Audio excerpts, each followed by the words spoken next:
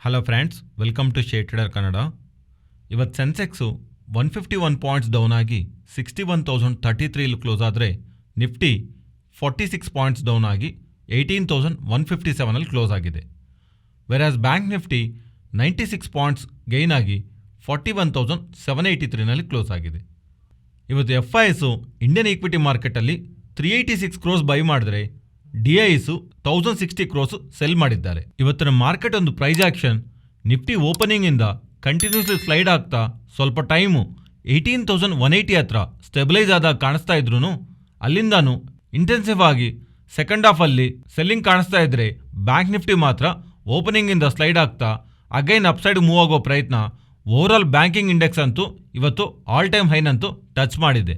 41,920 opening resistant and second ಟೈಮೂನು again ಅದೇ same level ಹತ್ರ ರಿಜೆಕ್ಟ್ ಆಗ್ತಾ ಕಂಪ್ಯಾರಿಟಿವ್ ನಿಫ್ಟಿ ಬ್ಯಾಂಕ್ ನಿಫ್ಟಿ ಇವತ್ತು ಮೈಲ್ಡ್ ಪಾಸಿಟಿವ್ ಆಗಿದ್ರು ಇವನ್ ಬ್ಯಾಂಕಿಂಗ್ ಸ್ಟಾಕ್ಸ್ ಅಲ್ಲಿ ಒಂದು ಬಿಗ್ ವೇನಲ್ಲಿ ಪರ್ಫಾರ್ಮ್ ಮಾಡಿದ್ದು PSU ಬ್ಯಾಂಕ್ಸೇ. ಓವರಾಲ್ ಬ್ಯಾಂಕ್ ನಿಫ್ಟಿ ಅಂತೂ ಆಲ್ ಟೈಮ್ ಹೈನ ಟಚ್ ಮಾಡಿದೆ. ನಿಫ್ಟಿ ಆಲ್ ಟೈಮ್ ಹೈಯಿಂದ ನಿಯರ್ಲಿ 2% ಡಿಸ್ಟೆನ್ಸ್ ಅಲ್ಲಿದೆ. And Friday and Monday trading session ಅಲ್ಲಿ ನೀವು ಗಮನಿಸಿದ್ರೆ ಓಪನಿಂಗ್ ಇಂದ ಸೆಲ್ ಆಫ್ ನಮಗೆ ಕಾಣಿಸ್ತಾ ಸೆಕೆಂಡ್ ಹಾಫ್ ಅಲ್ಲಿ that last some time before market ಅಲ್ಲಿ ಒಂದು ಒಳ್ಳೆ ಅಪ್ಸೈಡ್ ಕಾಣಿಸ್ತಾ ಬಂದಿದೆ ಅಲ್ವಾ. ಅದರಲ್ಲೂ ಪರ್ಟಿಕ್ಯುಲರ್ ಆಗಿ ನಿಫ್ಟಿ ಮೂವ್ ಆಗೋದಕ್ಕೆ main reason last 2 trading session ಅಲ್ಲಿ ರಿಲಯನ್ಸೇ. ಆದರೆ ರಿಲಯನ್ಸ್ ಇವತ್ತು ದೊಡ್ಡದಾಗಿ ಸಪೋರ್ಟ್ ಮಾಡಲಿಲ್ಲ ನಿಫ್ಟಿನ. ಅಂಡ್ ರೀಸೆಂಟ್ ಟೈಮ್ಸ್ ಅಲ್ಲಿ ಮಾರ್ಕೆಟ್ ಸ್ಟೆಬಿಲೈಸ್ ಆಗ್ತಾ ಅಪ್ಸೈಡ್ ಮೂವ್ ಆಗ್ತಾ ಬ್ಯಾಕ್ ಇರುವಂಥ ಇಂಪಾರ್ಟೆಂಟ್ ರೀಸನ್ ಪ್ರೀವಿಯಸ್ಲಿ ನಾವು ಮಾತಾಡ್ಕೊಂಡಿದ್ವಿ, ಅಗೈನ್ ಇನ್ನೊಂದ್ಸಲಿ ಮಾತಾಡ್ಕೊಳ್ಳೋಣ. FISಸು ಕಾನ್ಸ್ಟೆಂಟ್ ಆಗಿ ಬೈ ಮಾಡ್ತಿದ್ದಾರೆ. ಆಲ್ಮೋಸ್ಟ್ ಲಾಸ್ಟ್ 8 ಟ್ರೇಡಿಂಗ್ ಸೆಷನ್ ಅಲ್ಲಿ 16,600 ಕ್ರೋರ್ಸ್ ಹತ್ರ ಬೈಯಿಂಗ್ ಆಕ್ಟಿವಿಟಿ ಮಾಡಿದ್ದಾರೆ. ಎಮರ್ಜಿಂಗ್ ಇಕ್ವಿಟಿ ಮಾರ್ಕೆಟ್ ರಿಲೇಟೆಡ್ ಆಗಿ ಜಾಸ್ತಿ ಫಂಡ್ಸು ನಮಗೆ ಇಂಡಿಯಾನಲ್ಲಿ ಕಾಣಿಸ್ತಾ ಇದೆ ಅಲ್ವಾ. ಪರ್ಟಿಕ್ಯುಲರ್ ಆಗಿ ಚೈನಾಲಿ ಕ್ರಿಯೇಟ್ ಆಗ್ತಿರುವಂಥ ಇಶ್ಯೂಸ್ ಇಂದ FIS ಒಂದು FISನ ಇಂಡಿಯನ್ ಮಾರ್ಕೆಟ್ ಸೈಡು ಡ್ರೈವ್ ಮಾಡ್ತಿರುವಂಥ ಒಂದು ಥೀಸಸ್ನು ರೀಸೆಂಟ್ FIS ನಂಬರ್ಸ್ ರಿಫ್ಲೆಕ್ಟ್ ಆಗ್ತಾ ಇರೋದು, ಮಾರ್ಕೆಟ್ ರ್ಯಾಲಿ ಆಗ್ತಾ ಇರೋದು ಬ್ಯಾಕ್ ಇರುವಂಥ ರೀಸನ್. ಬಟ್ ಕನ್ಸರ್ನ್ಸ್ ಎಲ್ಲಾನು ಹಾಗೇ ಇದೆ. ಇವಲ್ಲದೆ ಇವಿನ್ನೂ ಮಾರ್ಕೆಟ್ ಅಲ್ಲಿ ರಿಫ್ಲೆಕ್ಟ್ ಆಗಿಲ್ಲ. ಚೈನಾಲಿರುವಂತ ಅನ್ಸರ್ಟಿಟಿ ಕಾರಣವಾಗಿ ಮೆಟಲ್ ಪ್ರೈಸಸ್ ಬೆಳೀತಿದೆ. ಮೆಟಲ್ ಪ್ರೈಸಸ್ ಬೆಳೀತಾ ಇದ್ರೆ ಇನ್ಫ್ಲೇಷನ್ ಇನ್ನೂ ಬೆಳೆಯುತ್ತಲ್ವಾ. ಅಂಡ್ ಪರ್ಟಿಕ್ಯುಲರ್ಲಿ ಸ್ವಲ್ಪ sectors of stocks like auto stocks ಮೇಲೆ ಅದು ಪ್ರೆಷರ್ ತೋರಿಸುತ್ತೆ. ಕಮಾಡಿಟೀಸ್ ರಿಲೇಟೆಡ್ ಆಗಿ ಇದ್ದ ಇನ್ಫ್ಲೇಷನ್, ಕಮಾಡಿಟಿ ಪ್ರೈಸಸ್ ಬೆಳೀತಾ ಇದ್ರೆ ಇಂಡಿಯನ್ ಮಾರ್ಕೆಟ್ ರಿಲೇಟೆಡ್ ಆಗಿ ನಾವು ನೆಗೆಟಿವ್ ಆಗಿ ತಗೋಬೇಕು. And US mid term election related ಆಗಿ ಡೇಟಾ ನಮಗೆ ಅಪ್ಕಮಿಂಗ್ ಡೇಸ್ ಅಲ್ಲಿ ಬರುತ್ತೆ. ಬಟ್ ಅದೇನು ಇಂಪಾರ್ಟೆಂಟ್ ಡೇಟಾ ಪಾಯಿಂಟ್ ಅಲ್ಲ. ನಾಳೆ means November 10th US CPI inflation data ನಮಗೆ ಮಾರ್ಕೆಟ್ ಕ್ಲೋಸ್ ಆದ್ಮೇಲೆ ಅಪ್ಡೇಟ್ ಆಗತ್ತೆ ಅಲ್ವಾ. ಅದೇ ವೆರಿ ಇಂಪಾರ್ಟೆಂಟ್ ಡೇಟಾ. ಬಿಕಾಸ್ ಆ ಡೇಟಾ ಈ ಸಲ ಏನಾದ್ರೂ ಕೂಲ್ ಆಫ್ ಆಗದೆ ಏನಾದ್ರೂ ಸ್ವಲ್ಪ ಅನ್ಕೊಂಡಿರುವಂತ ಎಕ್ಸ್ಪೆಕ್ಟೇಷನ್ ಬೀಟ್ ಮಾಡ್ತಾ ಜಾಸ್ತಿ ಬರ್ತಾ ಇದ್ರೆ ದೆನ್ ಫೆಡ್ ಅವರು 75 basis points December Fed meeting ಅಲ್ಲಿ ಜಾಸ್ತಿ ಮಾಡೋದಕ್ಕೆ ಚಾನ್ಸಸ್ ಇದೆ. ಅದು ಮಾರ್ಕೆಟ್ ನೆಗೆಟಿವ್ ಆಗಿ ತಗೊಳುತ್ತೆ. But most of the IT companies ಎಲ್ಲಾನು ಜಾಬ್ ಕಟ್ಸ್ ತಗೋಂತ ಪರ್ಟಿಕ್ಯುಲರ್ಲಿ ಫೆಡ್ ಅವರು ರೀಸೆಂಟ್ ಟೈಮ್ಸ್ ಅಲ್ಲಿ ಬಡ್ಡಿ ರೇಟ್ಗಳು ಜಾಸ್ತಿ ಮಾಡಿದ ಮೇಲೆ ದೊಡ್ಡ ಮೊತ್ತದಲ್ಲಿ ಜಾಬ್ ಕಟ್ಸ್ ಲೈಕ್ ಎಂಪ್ಲಾಯೀಸ್ನ ಕಟ್ ಮಾಡ್ತಿದ್ದಾರಲ್ವಾ. ಎಂಪ್ಲಾಯ್ಮೆಂಟ್ ಡೇಟಾ ಒಂದು ವೇಳೆ ಹೊಸದಾಗಿ ಜಾಬ್ಸ್ ಆ್ಯಡ್ ಆಗ್ತಾ ಇಲ್ಲ ಅಂದ್ರೂ ಅನ್ಎಂಪ್ಲಾಯ್ಮೆಂಟ್ ಬೆಳೀತಾ ಇದ್ರೆ ಫೆಡ್ ಅವರು ಅದಕ್ಕೆ ರಿಯಾಕ್ಟ್ ಆಗಬೇಕಾಗತ್ತೆ. ಕಂಪಲ್ಸರಿ ನಾಳೆ ದಿವಸ US CPI inflation data month on month core inflation data ಹೇಗೆ ಬರುತ್ತೆ ಅನ್ನೋದು ನೋಡಬೇಕು. ಅದೇನಾದ್ರೂ ಸ್ವಲ್ಪ ಕೂಲ್ ಆಫ್ ಆಗ್ತಾ ಇದ್ರೆ ನಮಗೆ ಪಾಸಿಟಿವ್, ಬಟ್ ಇನ್ನೂ ಬೆಳೀತಾ ಇದ್ರೆ ಅದು ನೆಗೆಟಿವ್. ಫ್ರೆಂಡ್ಸ್, ಎಕಾನಮಿನಲ್ಲಿ ಕಾಣಿಸ್ತಾ ಇರೋಂಥ ಚೇಂಜಸ್ ಪರ್ಟಿಕ್ಯುಲರ್ಲಿ ಇನ್ಫ್ಲೇಷನ್ ಬೆಳೀತಾ ಬಡ್ಡಿ ರೇಟ್ಗಳು ಜಾಸ್ತಿ ಆಗ್ತಾ ಇರೋದು ಗ್ಲೋಬಲ್ ಆಗಿರುವಂತ IT ಕಂಪನೀಸ್ನ ಇಂಪ್ಯಾಕ್ಟ್ ಮಾಡ್ತಾನೆ ಬರ್ತಿದೆ.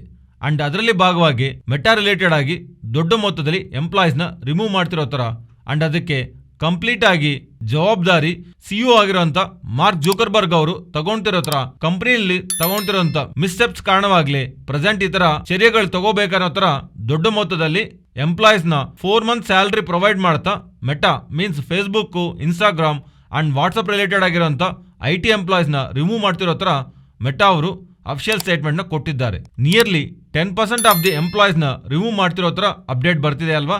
ಸೆಪ್ಟೆಂಬರ್ 30th ಟೈಮ್ಗೆ 87,000 ಎಂಪ್ಲಾಯೀಸ್ ಹತ್ರ ಮೆಟಾ ರಿಲೇಟೆಡ್ ಆಗಿರೋಂಥ ನಮಗೆ ಡೇಟಾ ಇದೆ. ಅದರಿಂದ ಔಟ್ ಆಫ್ 87,000 10% ಅಂದ್ರೆ 8,700 ಎಂಪ್ಲಾಯೀಸ್ ಹತ್ರ ಆಫ್ಟರ್ ಈ ಡಿಸಿಷನ್ ಅವ್ರನ್ನ ಇಂಪ್ಯಾಕ್ಟ್ ಮಾಡುತ್ತೆ. ಅಂಡ್ ಈ ರೀಸೆಂಟ್ ಟೈಮ್ಸ್ ಅಲ್ಲಿ ಮಲ್ಟಿಪಲ್ ಟೈಮ್ಸ್ ಈ ಜಾಬ್ ಕಟ್ಸ್ ಬಗ್ಗೆ ನಾವು ಕೇಳ್ತಾನೆ ಇದೀವಲ್ವಾ.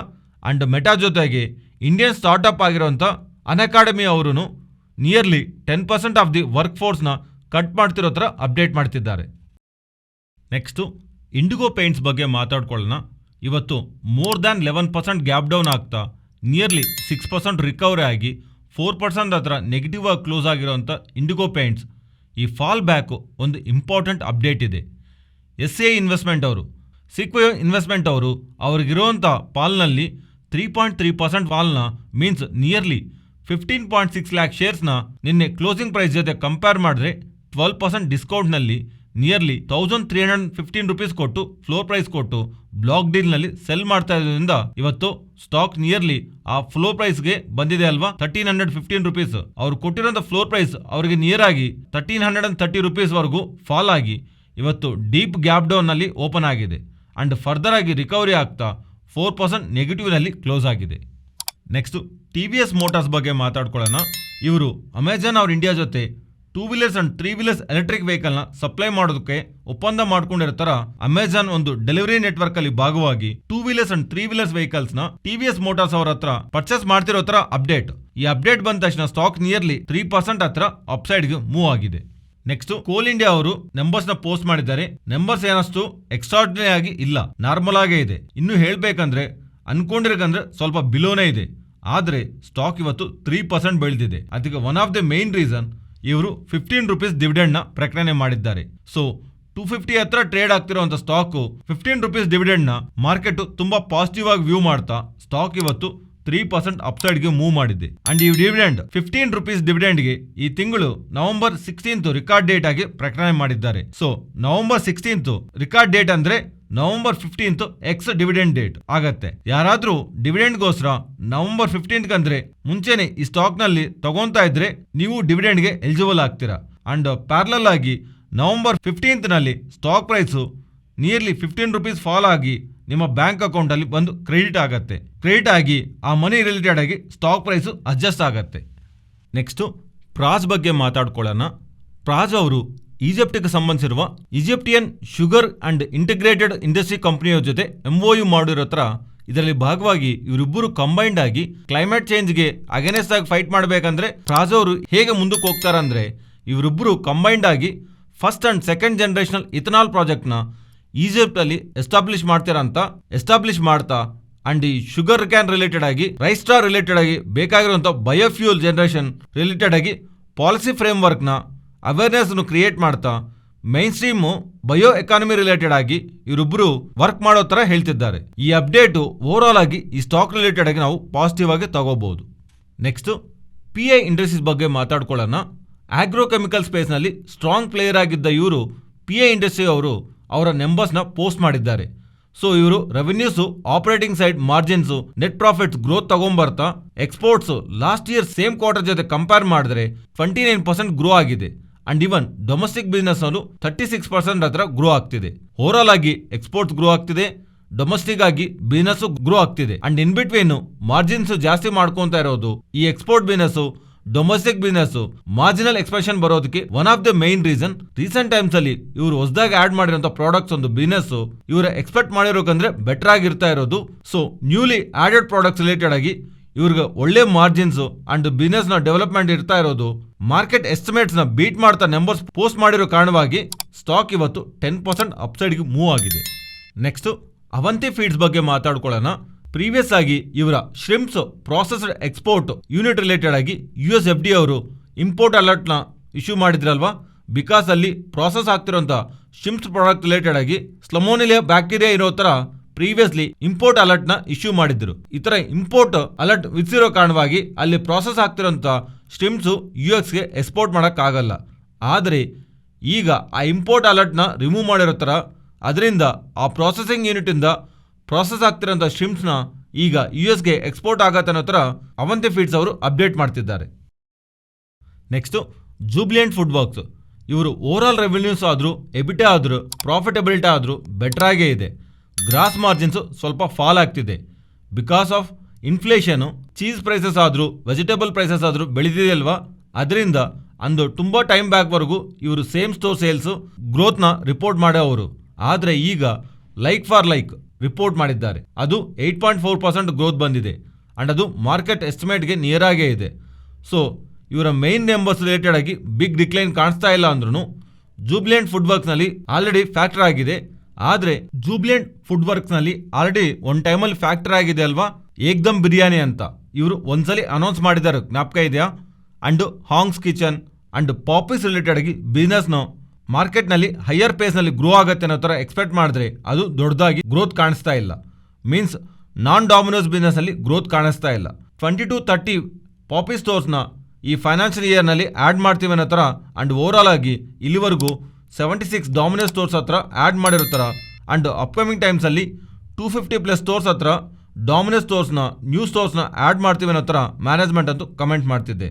ಸೊ ಓವರಾಲ್ ಆಗಿ ಫಾಲೋ ಆಗೋದಕ್ಕೆ main reason results market expected growth ಅಂದರೆ ಬಿಲೋ ಇರೋದು ಅಂಡ್ ಎಕ್ಸ್ಪೆನ್ಸಿವ್ ವ್ಯಾಲ್ಯೂಷನ್ನ ಜಸ್ಟಿಫೈ ಮಾಡದಿರೋ ಕಾರಣವಾಗಿ. Second reason non Domino's business like Popeyes ಆದ್ರು ಹಾಂಗ್ಸ್ ಕಿಚನ್ ಏಕ್ದಮ್ ಬಿರಿಯಾನಿ ಆದ್ರು out of nowhere like expectation ನೀರಾಗಿನೂ ಇಲ್ಲ, only Domino's business better perform ಮಾಡಿ rest of the non Domino's business growth ಇಲ್ದಿರೋ ಕಾರಣವಾಗಿ ಮಾರ್ಕೆಟಲ್ಲಿರುವಂಥ ನೆಗೆಟಿವ್ ಕನ್ಸರ್ನ್ ಆಗಿ ಕಾಣಿಸ್ತಾ ಇದೆ. ನೆಕ್ಸ್ಟು BLS ಇಂಟರ್ನ್ಯಾಷನಲ್ ಅವರು ನಂಬರ್ಸ್ನ ಪೋಸ್ಟ್ ಮಾಡಿದ್ದಾರೆ. ಬೆಟರ್ ದಾನ್ ಎಕ್ಸ್ಪೆಕ್ಟೆಡೇ ಇದೆ. ಅದರ ಜೊತೆಗೆ ಬೋನಸ್ನು 1:1 ಪ್ರಕಟಣೆ ಮಾಡ್ತಿರೋ ಕಾರಣವಾಗಿ ಮೀನ್ಸ್ ಯಾರ ಹತ್ರ ಆದರೆ ಒಂದು ಶೇರ್ ಇರುತ್ತಲ್ಲ ಅವ್ರಿಗೆ ಅಪ್ಕಮಿಂಗ್ ಟೈಮ್ಸಲ್ಲಿ ಅನದರ್ ಶೇರ್ ಫ್ರೀ ಶೇರ್ ಬಂದು ಆ್ಯಡ್ ಆಗುತ್ತೆ. ಫ್ರೀ ಶೇರ್ ಆ್ಯಡ್ ಆಗುತ್ತೆ ಅಂತ ಇವರು ಮೆನ್ಷನ್ ಮಾಡ್ತಾ ಇರೋದು ಸ್ಟಾಕ್ ಪ್ರೈಸು ರ್ಯಾಲಿಗೆ ಬ್ಯಾಕ್ ಒಂದು ಇಂಪಾರ್ಟೆಂಟ್ ರೀಸನ್ ಆಗಿ ಕಾಣಿಸ್ತಾ ಇದೆ. ಆ್ಯಂಡ್ ಇದರ ರಿಲೇಟೆಡ್ ಆಗಿ ಫರ್ದರ್ ಆಗಿ ಇವರು ಏನಾದರೂ ಇಂಪಾರ್ಟೆಂಟ್ ಡೇಟಾನ ಮೆನ್ಷನ್ ಮಾಡ್ತಾ ಇದ್ರೆ ಅದು ನಾನು ನಿಮಗೆ ಟೆಲಿಗ್ರಾಮ್ನಲ್ಲಿ ಅಪ್ಡೇಟ್ ಮಾಡ್ತೀನಿ. But as of now 1:1 bonus share good results stock rally back ಇರೋಂಥ ರೀಸನ್ ಆಗಿ ಕಾಣಿಸ್ತಾ ಇದೆ. ನೆಕ್ಸ್ಟು ಸೀಕ್ವೆನ್ಸ್ ಸೈಂಟಿಫಿಕ್ ಬಗ್ಗೆ ಮಾತಾಡ್ಕೋಬೇಕು. ಇವರು ಅನಿಮಲ್ ಸೆಗ್ಮೆಂಟಲ್ಲಿ ಬಿಸ್ನೆಸ್ ಮಾಡ್ತಾ ಇರ್ತಾರಲ್ವಾ, ಇದೇ ಸೇಮ್ ಸೆಗ್ಮೆಂಟ್ನಲ್ಲಿ ಬಿಸ್ನೆಸ್ ಮಾಡೋ ಮಹಾರಾಷ್ಟ್ರಗೆ ಸಂಬಂಧಿಸಿರುವ ತಿಂತಾ ಫಾರ್ಮಾ ಪ್ರೈವೇಟ್ ಲಿಮಿಟೆಡ್ನ 218 crores ಕೊಟ್ಟು ತಗೊತಾ ಇರೋದು slight in terms of valuation nearly 2.7 times price to ಸೇಲ್ಸ್ನಲ್ಲಿ ಇವರು ಅಕ್ವಿಸಿಷನ್ ಮಾಡ್ತಾ ಇರೋದು ಮಾರ್ಕೆಟ್ ಅದನ್ನು ನೆಗೆಟಿವ್ ಆಗಿ ತಗೊಂಡಿದೆ. ಇದಕ್ಕೆ 2 ಇಂಪಾರ್ಟೆಂಟ್ ರೀಸನ್ಸ್ ಇದೆ. ಇವರು ಮಾಡಿರೋಂಥ ಅಕ್ವಿಸಿಷನ್ ಹೈಯರ್ ವ್ಯಾಲ್ಯೂಯೇಷನಲ್ಲಿದೆ.